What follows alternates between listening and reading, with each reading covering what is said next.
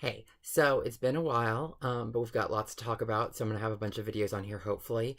So I guess the first thing I want to talk about is, I think one of the last times I talked, which was a while ago, is I was talking about how my favorite hairstylist currently messed up my hair.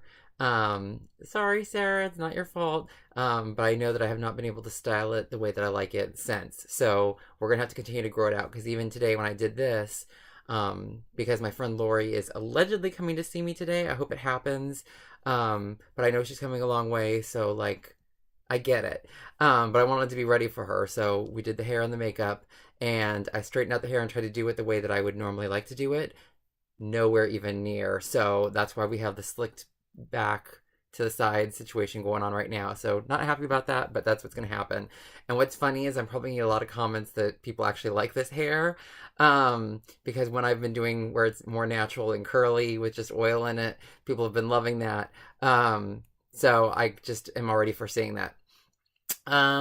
So that's what's going on as far as now.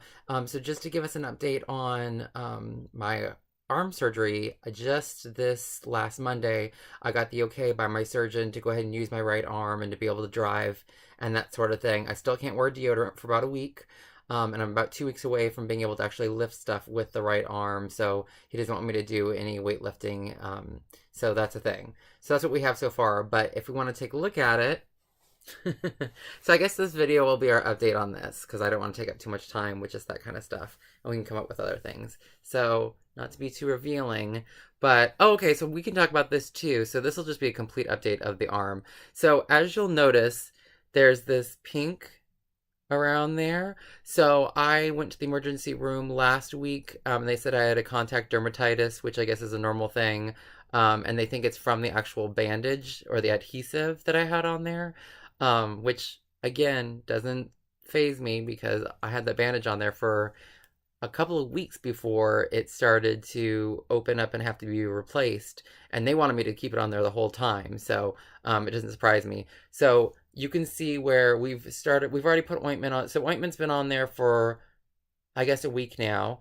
And I do it twice a day just around because this was only on the outside and it was a lot worse before. There was actual like little bubbles in my skin and parts where the skin was ripped and there was like orange in there, like iodine, which I think is what was on there from the surgery, because I noticed that when I came home day one it looked like there was an orange around that was like more of like an iodine, like a liquid thing, and here it was like almost like it was trapped in like pieces of skin, kind of. It was just gross. It was hideous.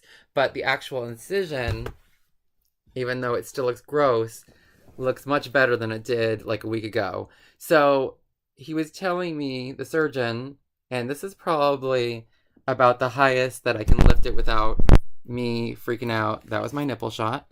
So like we're gonna try to get closer and closer to see how well we can do. He said it looks good, and even the ER said it looked good, but he said it's still open, so I have to put Neosporin on it, which I've been doing twice a day too. It still looks gross, and it still doesn't look like I should be having it open like that, but they said keep it open from now on because of the contact dermatitis and stuff, and it just needs to heal or whatever. Like, I don't feel like I am ready to really do anything with it, so that scares me, but we'll see what happens. We'll see how it goes. Because I have to just do stuff by what the doctors and the surgeons say. I can question it, of course, but nothing's going to happen unless they say something about it or unless I get help from somebody else in that profession. So I kind of just have to do what they tell me to do. So I already did get the letter from my surgeon to send it into the Department of Rehabilitation so that they can continue with trying to find me a job. So I emailed that over yesterday, and then I guess the only other thing to talk about for my surgeon situation was, I got there a little bit, maybe 15 minutes before my time, and I probably waited 30 minutes to maybe an hour before I actually got in. And from what I noticed, there was somebody else that had the same appointment time as me, so they obviously double book everything. And he's just super busy all the time. So he literally came in there and was like, "Hey, how you doing?" And I was like, "I'm doing all right." He looked at, whatever on my computer to like kind of get him back in the swing of things with who I am and that sort of thing. And then he said, "Can I take a look at it?" And he took a look at it and he said, "Okay, well, you should be fine. We don't need to see you again." And then I literally had to stop him at the door and continue to ask him questions before I let him go, because otherwise I wouldn't have known if I could have driven or used the arm or to know to put the Neosporin on there. Like, just like crazy. It's like, I've literally waited here. I've waited a month to see you. You performed a surgery on me, and I've waited for probably an hour to see you, and you can't spend 5 minutes with me to at least go over, answer questions and stuff. Like, I would have loved to have sat there and talked to him more about what the actual procedure was like, if he even remembered, and that sort of thing. But no. So that's the tale of the update on the surgery.